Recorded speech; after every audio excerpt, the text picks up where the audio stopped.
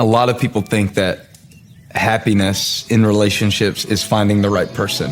If I could find the right person with the right personality, with the right looks, with the right gifts, I'd be happy, I'd be content, I'd be complete. But until you are the right one, you can even turn somebody who would have been a great partner for you into the wrong one because you're not ready. Whenever you enter into any relationship, you bring your own dysfunction to that equation. And I think that the view that we have of dating, based on all the shows that we have out right now and all the different things that culture presents, is that you have these two half people who come together and make a whole person. But if you're only half a person when you come into a marriage relationship, for instance, and you come together with another half person, you're not going to complete each other. There will be not a coming together, but a tearing apart. It won't be like half a person come together and complete one another. It's like these two half people are trying to get from each other a completeness that you can really only get from Christ. And so the more they try to pull out of someone else what only God can give them, the more they're going to destroy the relationship, the more they're going to be looking to that person to provide words or actions, or even provide a sense of security that only God can provide. Dating should be preparation for marriage, but the way that we do it a lot of times in our culture is more of a preparation for divorce. And my feeling is that dating is very precarious, meaning dating is dangerous, because you're putting yourself in a position where emotionally, in some cases physically, and even spiritually, you're connecting to another person. But yet there's a certain amount of separation that God commands, that we're not to be joined together until the point of marriage, both sexually, our hearts to one another. So the thing that makes dating so dangerous is, how do I get close to someone on that level and maintain the right separation? And most people can't do it.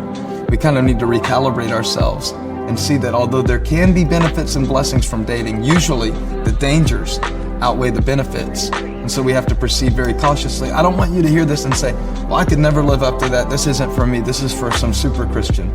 I'm just trying to give you a new way to think about it that won't take this haphazardly, because I would rather say this to you now as a warning than for you to have to experience it in years to come as a regret.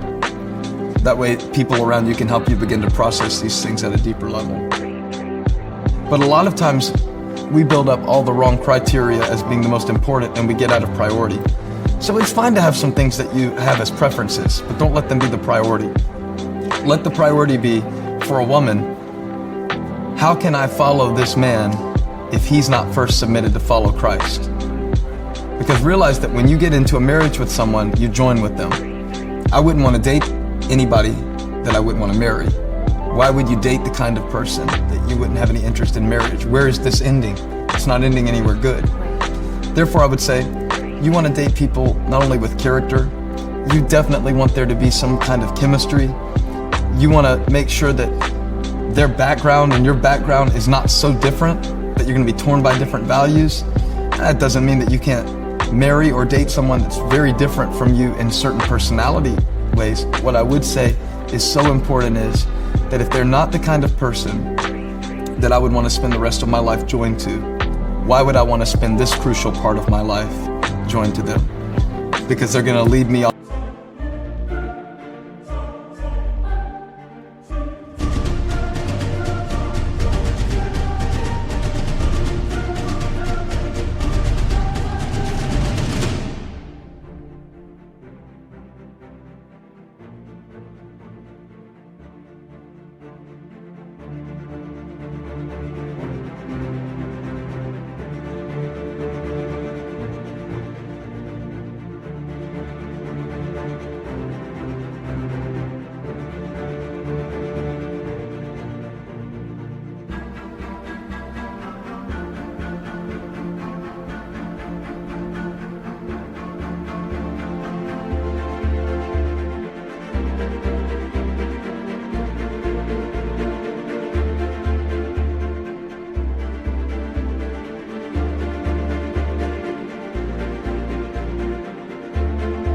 off the path and ultimately put me in a wrong direction. Is there a point to this relationship? I'm not saying there never is, but I would say most of the time, the motivation behind the relationship is a security or belonging, or a sense of social status, or in the case of males a lot of times,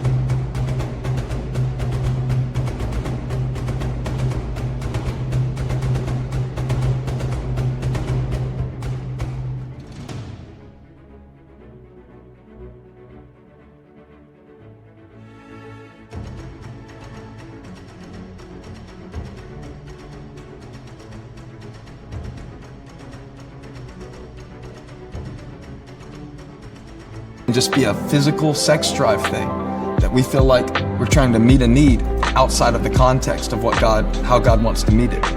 And that's the nature of sin. It's meeting a God-given desire, but it's meeting it in a way outside of God's intended design. I want to say that again a little bit differently. Sin happens when I try to meet or fill a God-given desire outside of God's intended design. And there's nowhere this shows up more than in dating and relationships. The desire to be with somebody, that's a good desire. God said when he made Adam, it's not good for man to be alone. It's one of the first things that God said.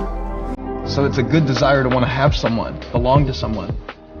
But if the devil can get you so focused on trying to fulfill that desire outside of its time, he can get you hooking up to the wrong people in the wrong ways at the wrong level at the wrong time. Then he can get you off course. I'm just telling you that it's so much less complicated the more that you put certain things off limits and say, we're going to build our lives and our relationship on something that's much deeper than something that's just physical and instinctive. Because so often we can build on all of the wrong things in all of the wrong places. So when you put a boundary up, you say, we're not going to build our relationship on this sexual physical thing, because that is important, but it's not most important. What's most important is a connection that's deeper than that, values that we share, ways that we communicate. You want to know how to find the right person? Set a value on yourself where you're not playing hard to get, but you actually are hard to get, because you value what God has put inside of you and you're not just going to give it away cheaply. And I think that a lot of times what happens when we enter a relationship is we don't appropriately assess the value of the relationship or of where God wants to take our lives. And when you don't know the value of something, you don't tend to protect it to the level that you should. Hey, thank you for watching. Make sure you subscribe to this channel so you don't miss a single video or live stream, and share this video with a friend. And don't forget, you can join me live every Sunday. Thanks again for watching.